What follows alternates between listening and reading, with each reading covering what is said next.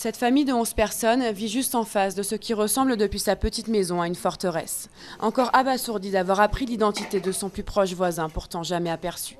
Fini la tranquillité, depuis quelques jours, les médias du monde entier essaient de passer la porte. Nous avons peur de ne plus pouvoir vivre en paix dans notre ville à cause de ça, de ne plus pouvoir vivre comme avant. Nous sommes des gens simples et nous ne savons rien sur nos voisins. Dans la presse locale ce matin, on annonce que les autorités pakistanaises voudraient détruire la maison de Ben Laden, comme elles le font avec les repères d'autres extrémistes dans les zones tribales à la frontière afghane. Malgré l'augmentation du nombre de visiteurs dans son hôtel, Mohammad souhaite aussi effacer le lien entre sa ville et Al-Qaïda.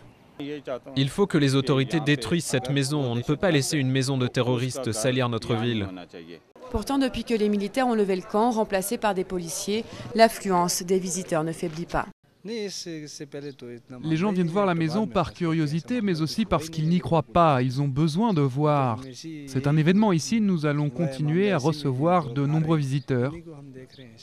Et l'atmosphère autour du bâtiment dans lequel Ben Laden a été tué par un assaut américain est assez décontractée. Tous se demandent ce que cette maison désormais célèbre va devenir. Et le projet de sa démolition ne fait pas l'unanimité.